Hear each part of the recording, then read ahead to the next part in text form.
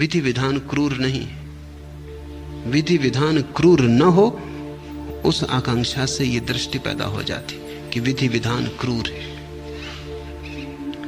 विधि विधान न तो क्रूर है न अक्रूर है।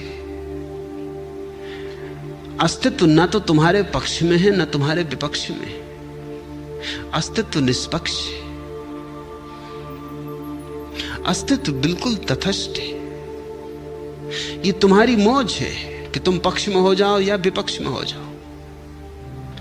तुम अगर विपक्ष में हो जाओगे तो अस्तित्व तुम्हें विपक्ष में मालूम पड़ेगा।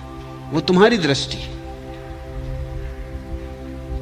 जैसे छोटे बच्चों की दृष्टि होती, टेबल से टकरा गए, नाराज हो जाते हैं टेबल से। अब टेबल उनसे टकराई नहीं है, टेबल अपनी जगह खड़ी है, बिल्कुल तटस्थ है। इस बच्चे की तरफ आके चेष्टा नहीं की है टेबल ने कि टकरा जाए। यही चले आ रहे थे बेहोश अवस्था में, टेबल से टकरा गए, होश न था, हाथ में चोट लग गई। अब बच्चा समझता है कि टेबल ने चोट मारी, और बच्चा कोशिश भी करता है टेबल से बदला लेने का, बल्कि बच्चे के लिए उसकी मां को भी दौड़कर टेबल को मारना पड़ता है, जानते हुए भी कि टेबल का कोई कसूर नहीं है। मगर बच्चा प्रसन्न होता है टेबल को पिटते देख के कि ठीक हुआ, नाचता है क्योंकि इस टेबल ने उसे मारा था। इस बच्चे पे तुम्हें हंसी आती है, लेकिन सारे लोग आमतौर से अस्तित्व के साथ इसी बच्चे की भांति है। तुम ही टकराते हो, फिर चोट लग जाती है। चोट लग जाती है तो तुम नाराज होते हो। तुम सोचते हो अस्तित्व मेरे विरोध में क्यों, इतना क्रूर क्यों। अस्तित्व न क्रूर है न अक्रूर। अस्तित्व का कोई पक्षपात ही नहीं है। एक बात सुनिश्चित रूप से ध्यान में रख लो कि अस्तित्व तुम्हारे साथ वही करता है जो तुमने अस्तित्व के साथ किया है। इसको ही हमने कर्म का सिद्धांत कहा है, और कुछ नहीं है कर्म का सिद्धांत। सीधी सरल सी बात है।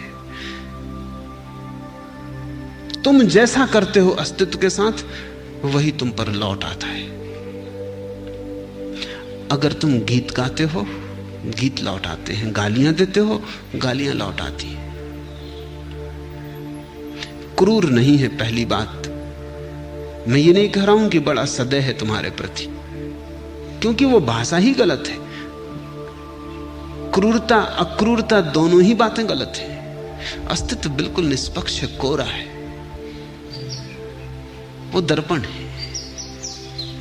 तुम जैसा चेहरा उसके पास ले आते हो, वैसी चेहरा तुम्हें दिखा देता है। दर्पण पे नाराज मत होना। मैंने सुना है एक स्त्री पागल हो गई थी।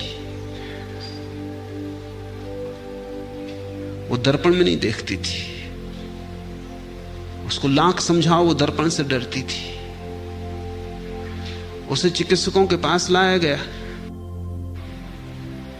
उन्होंने पूछा कि तू दर्पण क्यों नहीं देखती। वो दर्पण फोड़ देती थी, जहां भी मिल जाए, दिखाई पड़ जाए वहीं फोड़ देती थी। रास्ते में चलते दुकान पे लगा दर्पण, वो दौड़ जाती, नष्ट कर देती। वो कई उपद्रव कर चुकी थी।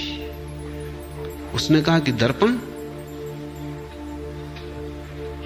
में जब भी मैं देखती हूं तो दर्पण मेरे साथ बड़ा कठोर व्यवहार करते, मुझे कुरूप बतलाते हैं जो कि मैं नहीं हूं। वो स्त्री कुरूप थी। दर्पण का कोई कसूर न था। उसका चेहरा भयानक था। उसके चेहरे को कोई भी देख कर डर जा, जुगुप्सा पैदा होती, घृणा उत्पन्न होती, दूर हटने का भाव होता। उसके चेहरे में बड़े विकर्षित करने की क्षमता थी। लेकिन वो सोचती थी कि दर्पण मेरे साथ कुछ षड्यंत्र कर रहे हैं। दर्पणों ने कुछ सांठगांठ कर रखी। जहां भी मैं दर्पण में देखती हूं, वहीं दर्पण मुझे कुरूप दिखलाते, मैं सुंदर हूं। तुम इस स्त्री को ही पागल मत समझना। ऐसा पागलपन थोड़ी ज्यादा मात्रा में सबके भीतर है। अगर कोई तुम पे नाराज हो जाता है तो तुम ये नहीं सोचते कि मेरे भीतर कुछ होगा जिसने उसे नाराज करवा दिया। तुम सोचते ये आदमी गलत है, दर्पण गलत है। कोई अगर तुम्हारे पास नहीं आता, जो भी तुम्हारे पास आता है दूर हटने लगता है, तो तुम सोचते हो सारे लोगों ने मेरे खिलाफ कुछ कर रखा है। लेकिन तुम नहीं देखते कि तुम में जरूर कुछ होगा जो लोगों को दूर हटाता है।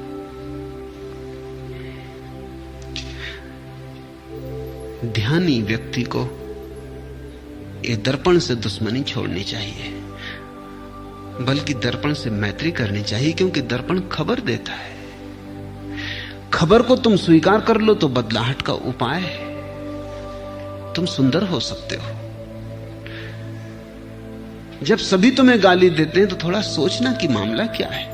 तुम जरूर ऐसे उपाय करते होगे कि उनको गाली देने को मजबूर कर देते हो, अन्यथा किसको प्रयोजन है कि तुम्हें गाली देता फिरे। अपने अपने काम लोगों को काफी है, अपने ही काम नहीं चुक रहे हैं, तुमको गाली देने कौन आएगा? और निमंत्रण दो तो भी कोई नहीं आएगा।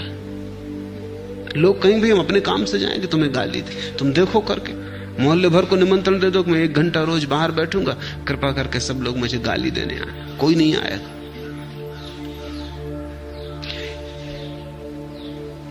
तुम जब अपने भीतर रूपांतरित होते हो तो आसपास का सारा जगत तुम्हारे संबंध में व्यवहार बदल देता है। जगत तटस्थ है, तुम जैसा चाहते हो वैसा ही वो हो जाता है। हो सकता है कि तुम्हें खुद ही पता ना हो कि तुम क्या कर रहे हो जगत के साथ, जिससे कि दुष्परिणाम हो रहे हैं। लेकिन जगत क्रूर नहीं है, अक्रूर भी नहीं है। जगत शुद्ध, शांत। तुम्हारे संबंध में जगत का कोई भी पक्षपात नहीं है।